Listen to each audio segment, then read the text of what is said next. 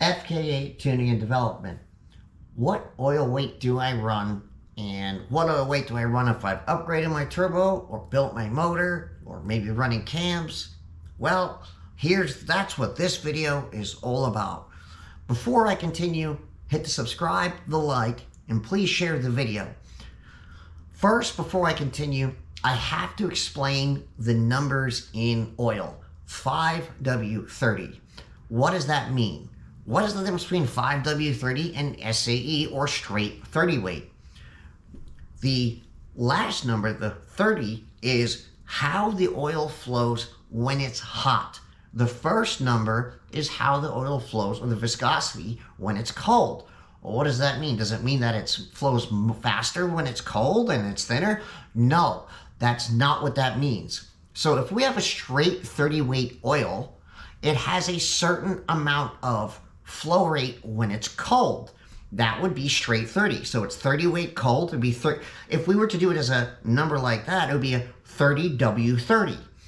In the case of 5W30, what this means is if it was a 5 weight oil, it's going to flow like 5 weight when it's cold. But in a 5W30, it's 5 weight cold, and then when it gets hot, it's the equivalent of 30 weight hot.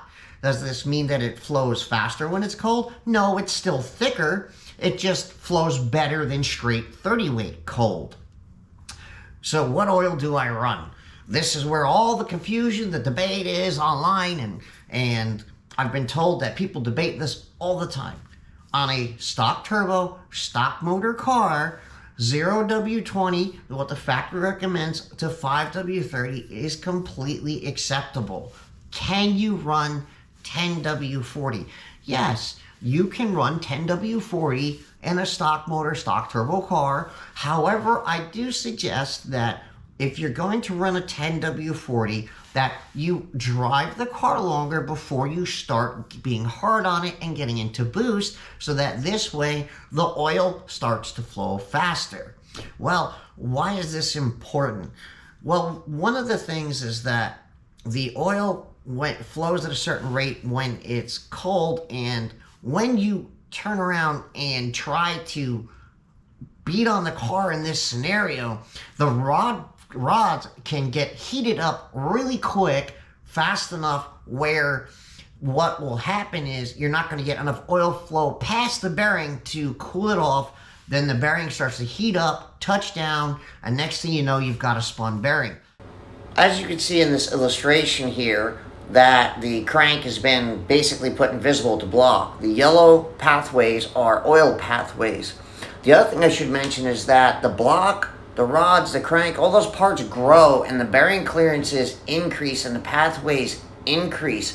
So when the engine is hot, that increased area allows more oil through. That's another reason that you really want to make sure in a heavier weight oil scenario that the engine is hot, and those clearances that grow to give you more room are another thing that prevents a rod bearing from getting destroyed.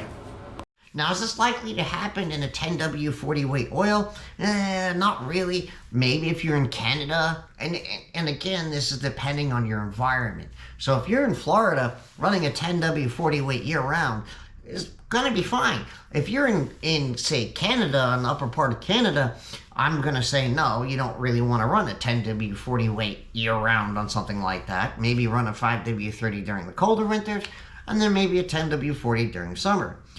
Now, what do I do if I upgrade my turbo? Here's where I really suggest that you go to a heavier weight oil over than factory. The reason being, when you upgrade the turbo, there's a couple things that happen. First is, when you make more power, you generate more heat. When you generate more heat, that oil has to go through the turbo, and that oil will get hotter. It doesn't matter that it has a factory oil cooler, it's still going to get hotter. So you're going to end up in this scenario with a thinner oil. Now, if you drive the car casually and then occasionally get on it here and there, not really a big deal. If you're going to take the car to track days, well, you better start running a heavier oil. The other thing is that the turbo itself has a higher load on it because you're making more boost. and you have more exhaust flow. So the load on the bearing inside the turbo is going to be higher. This is why I suggest that you run at least a 10W, well, I shouldn't say at least, you should run a 10W 40 weight oil and a minimum of 5W 30. I really recommend on like the Garrett turbos and stuff, I recommend a 10W 40 weight oil. Yes, people run thinner oils, but I do not recommend the thinner oil because, as I explained, the heat and the extra load.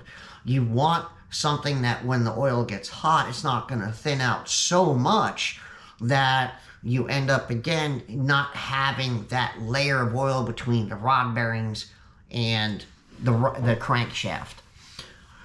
The other thing is you're going to run into is when it gets hotter is you're not going to have enough oil pressure to get up to the cylinder head and have enough oil flow through the cylinder head and the camshafts and the VCT gears. You may run into a scenario where the oil starts to get so thin you start to have problems getting cam timing command correctly. The other thing is if you have an oil cooler, you're going to need to run a heavier weight oil because oil coolers create a pressure drop in the system. That's just the nature of the beast when you run an oil cooler. So even if you're on stock motor and you're running an oil cooler, you need to run a heavier weight oil. What do I do if my engine is built? This is where you talk to your engine builder. For me, since I run a larger clearance on both the main bearings and the rod bearings, I run a 15W 50 weight oil.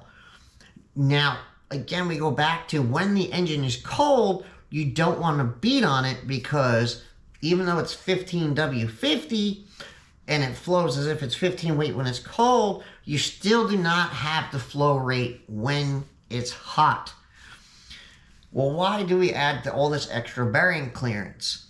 It's not to make a larger oil film area. That's not why we do it. We run a larger bearing clearance so that we can get more oil past the rod bearings and past the main bearings because the oil actually cools the rods and cools the mains and crankshaft.